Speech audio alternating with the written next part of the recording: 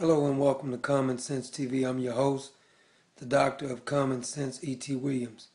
Please visit the website at www.whateverhappentocommon.com. Please get a copy of the book entitled Whatever Happened to Common Sense. Today I want to talk about the subject of Ron Paul. Now I know there's a lot of Ron Paul supporters out there who feel like he's the only candidate who actually stands for doing the right thing. Now, while I agree with Ron Paul on a lot of issues, I can agree with Ron Paul on immigration reform, I can agree with Ron Paul on cutting back on spending. He wants to stop all this government spending. I think he would be the best candidate if he's going to deal with some of these issues like spending, immigration, or wasteful spending by the government. But the main problem I have with Ron Paul, and I'm not going to even argue with you on it because this is Ron Paul's viewpoint. Ron Paul wants to decriminalize marijuana. And don't tell me marijuana is good for you. I don't care what you say. Go do the study yourself. I know too many people who have taken marijuana that is absolutely bad for you. It's not going to stop anything. We legalized alcohol. It didn't stop people from drinking and driving and killing them. As a matter of fact, alcohol is worse on killing people than probably any other so-called drug that we have in the country. But we have Ron Paul wants to legalize marijuana. He wants to let the states decide on some of the hardcore drugs. I'm sorry, I don't trust the state to decide on things like drugs, or hardcore drugs like that. They got the abortion thing wrong, and they bound to get this wrong and a whole lot more things. And I'm not going to even get on the gay marriage subject. Freedom of choice, says presidential candidate Ron Paul, shouldn't just be restricted to choices he approves of. He opposes things like prostitution and drug use, but says the federal government has no business trying to stop adults from doing them. You would legalize marijuana, cocaine, heroin? I would get the government out of regulating all those substances, and I would allow the states to deal with problems, whether children should have them, whether children can buy cigarettes and alcohol or hard drugs, marijuana, and different states would probably do different things. The first federal law against marijuana was 1938, and they did it through high taxation because they knew they didn't have authority to say that you're not allowed to smoke marijuana. Today, it's gone berserk. The federal government comes in and overrules a state that has legalized marijuana to be used for very sick people, AIDS and cancer, and they're getting some help. The federal government comes in, puts people in prison that are sick because they're using it for medical reasons, and they've never committed a violent crime. That's how absurd the war on drugs has become. Alcohol prohibition led to more crime. You argue that even heroin could be legal if some state decided? Wouldn't? I think under our system of government that would be the case. But if you ask the people who are against it, if a state did that, would you use it? They say, oh no, I wouldn't use it. It's always those other people that might use it, so I have to take care of them and prevent them from doing harm to themselves. What about that? Is that a role for government? No, I don't believe so. I think the government's role should not be involved in personal habits. I believe those rules should protect children who are below the age of making good judgments. So I have no problem with state laws that would protect children from the use of these drugs. But under the Constitution, the president and the federal government wouldn't have a say in it. Homosexuality. Should gays be allowed to marry? Sure. The state says we believe in this? Sure, they can do whatever they want, and they can call it whatever they want, just so they don't expect to impose their relationship on somebody else. They can't make me personally accept what they do, but they can, gay couples can do whatever they want. Matter of fact, I'd like to see all governments out of the marriage question. I don't think it's a state function, I think it's a religious function. And there was a time when only churches dealt with, marriage. And they determined what it was. But 100 years or so ago, for health reasons, they claimed that the state would protect us if we knew more about our spouses and we did health testing and you had to get a license to get married. And I don't agree with that. Prostitution. I think when you defend freedom, you defend freedom of choice, and you can't be picking and choosing how people use those freedoms. So if they do things that you don't like and you might find morally repugnant, I, as an individual, I don't make that judgment. So I don't believe government can legislate virtue. I can reject it personally and preach against it, whether it's drugs or prostitution, but my solution comes from my personal behavior with myself and how I raise my children.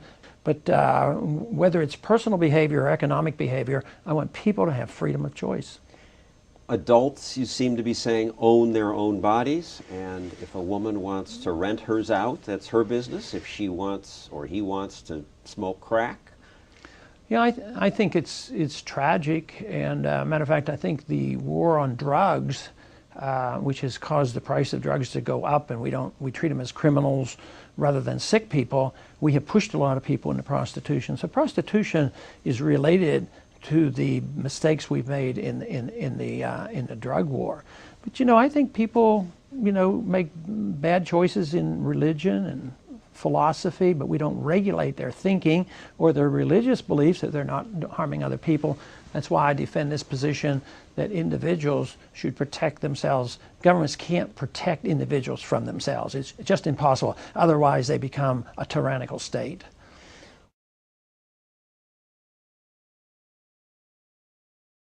That Ron Paul stands for. But the part that scares me any more than anything about Ron Paul's policies, and I know Ron Paul supporters want to try to debate on this right there, but it cannot be debated.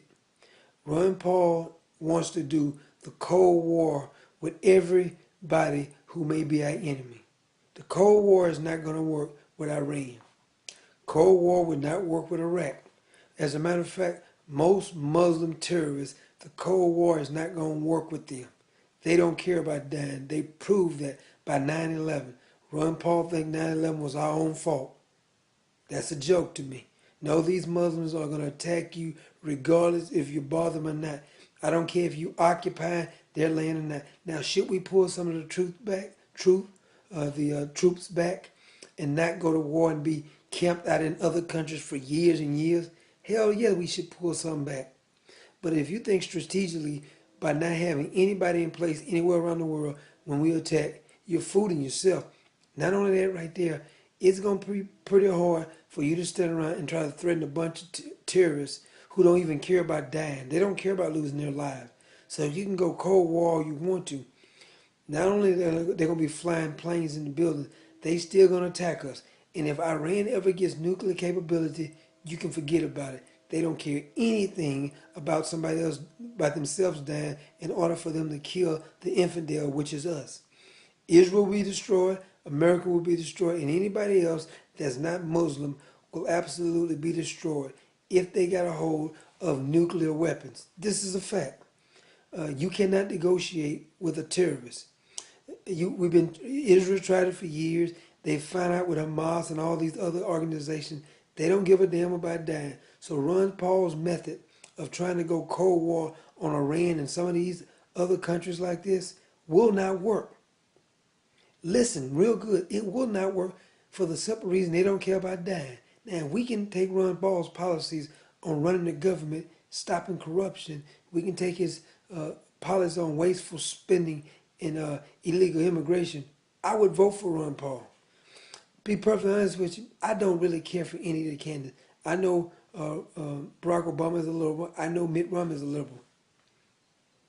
Now, if I had a choice of voting for Ron Paul or Barack Obama, I would vote for him. And if Ron Paul didn't have such a hard stand on the foreign affairs, I may even can overlook the drug, which is a big thing to overlook.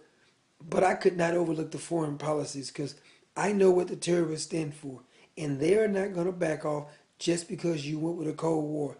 They do not care about dying.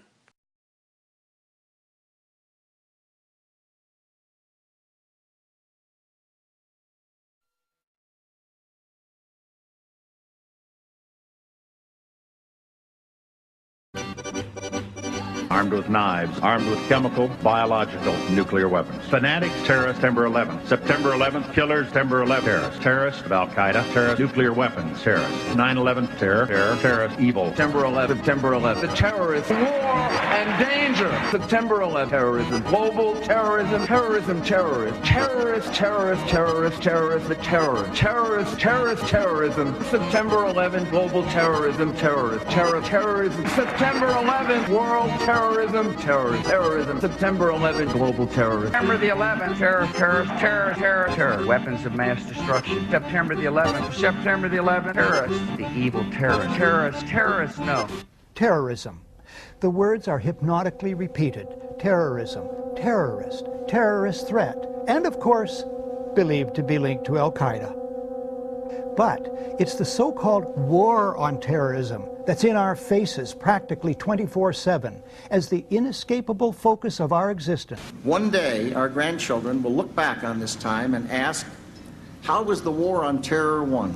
The entire U.S. ruling class, ruling elite, comes to see terrorism as the preferred means, indeed the only means, to provide social cohesion, to provide an enemy image for the society to keep it together. According to neocon theory from Carl Schmitt, you have to have an enemy image in order to have a society. It's a very dangerous thing, because now it means that the entire social order, the political parties, intellectual life, politics in general, all based on a monstrous myth. Monstrous myth.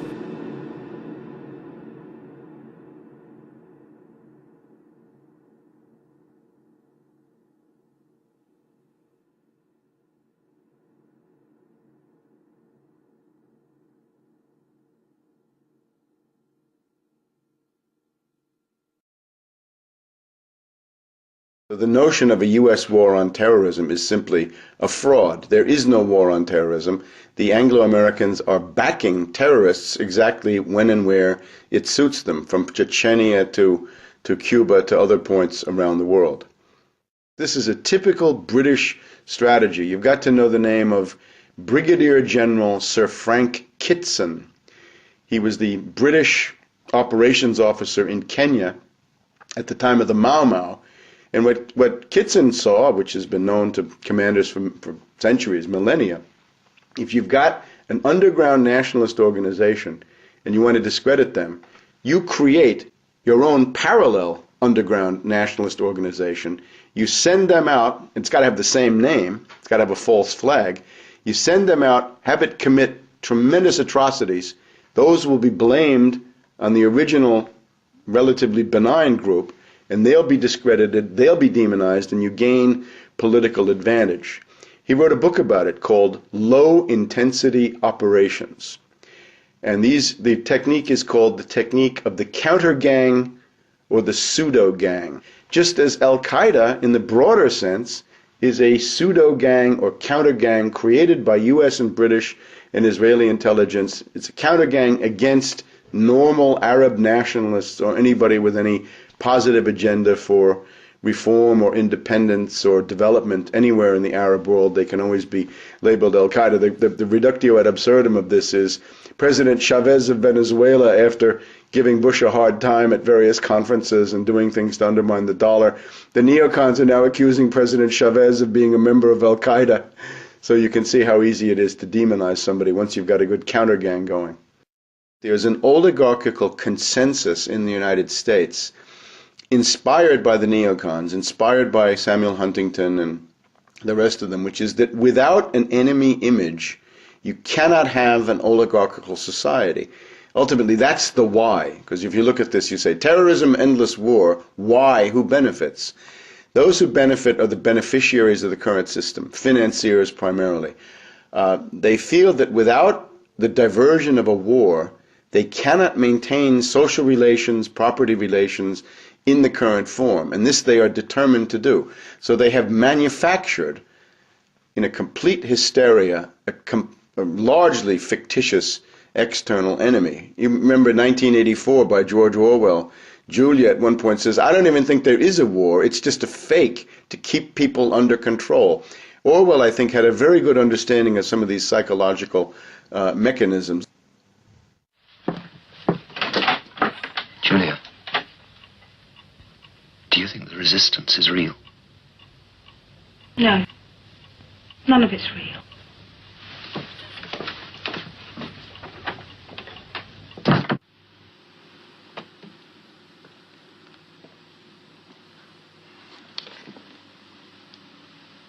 There are thought criminals who maintain that the resistance is not real. Believe me, Winston, it is very real. Perhaps you are not familiar with how it operates. I'm attentive to the news. Indeed. And perhaps you imagine a huge network of conspirators prepared to commit any atrocity to demoralize and weaken the order of our society. The reality is infinitely more subtle.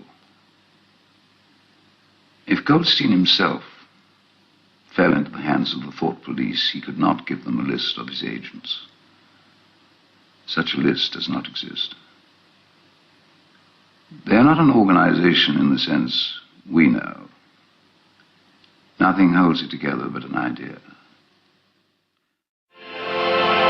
In accordance with the principles of doublethink, it does not matter if the war is not real, or when it is that victory is not possible. The war is not meant to be won. It is meant to be continuous. The essential act of modern warfare is the destruction of the produce of human labor. A hierarchical society is only possible on the basis of poverty and ignorance. The war is waged by the ruling group against its own subjects, and its object is not victory over Eurasia or Eastasia, but to keep the very structure of society intact.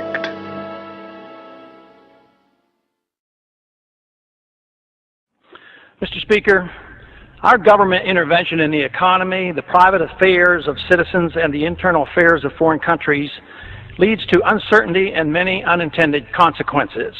Here are some of the consequences about which we should be concerned. I predict U.S. taxpayers will pay to rebuild Palestine, both the West Bank and the Gaza, as well as Afghanistan. U.S. taxpayers paid to bomb these areas, so we will be expected to rebuild them. Peace of sorts will come to the Middle East, but will be short-lived. There will be big promises of more U.S. money and weapons flowing to Israel and to Arab countries allied with the United States. U.S. troops and others will be used to monitor the peace. In time, an oil boycott will be imposed, with oil prices soaring to historic highs. Current Israeli-United States policies will solidify Arab Muslim nations in their effort to avenge the humiliation of the Palestinians. This will include those Muslim nations that in the past have fought against each other. Some of our moderate Arab allies will be overthrown by Islamic fundamentalists. The UN will continue to condemn through resolutions Israeli-U.S. policies in the Middle East, and they will be ignored. Some European countries will clandestinely support the Muslim countries and their anti-Israel pursuits. China, ironically assisted by American aid, much more openly will sell the militant Muslims the weapons they want and will align herself with the Arab nations. The United States, with Tony Blair as head cheerleader, will attack Iraq without proper authority, and a major war, the largest since World War II, will result. Major moves will be made by China, India, Russia, and Pakistan in Central Asia to take advantage of the chaos for the purpose of grabbing land, resources, and strategic advantages sought after for years. The Karzai government will fail, and U.S. military presence will end in Afghanistan. An international dollar crisis will dramatically boost interest rates in the United States.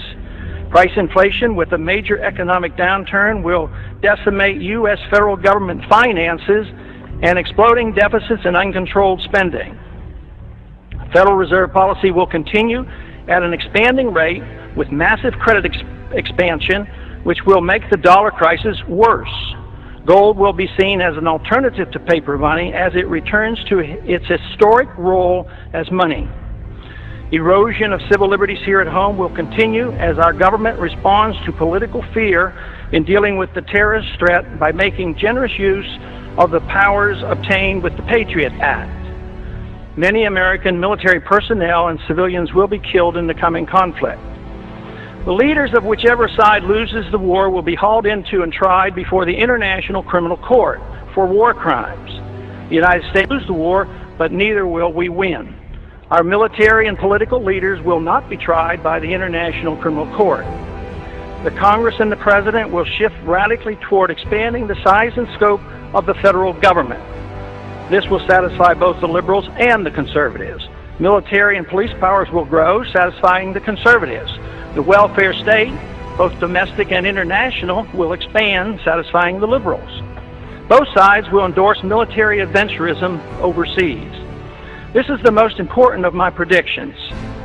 Policy changes could prevent all of the previous predictions from occurring. Unfortunately, that will not occur. In due course, the Constitution will continue to be steadily undermined and the American Republic further weakened. During the next decade, the American people will become poorer and less free, while they become more dependent on the government for economic security. The war will prove to be divisive, with emotions and hatred growing between the various factions and special interests that drive our policies in the Middle East. Agitation from more class warfare will succeed in dividing us domestically. And believe it or not, I expect lobbyists will thrive more than ever during the dangerous period of chaos. I have no timetable for these predictions, but just in case, keep them around and look at them in 5 to 10 years. Let's hope and pray that I'm wrong on all accounts. If so, I will be very pleased. Gentleman has expired.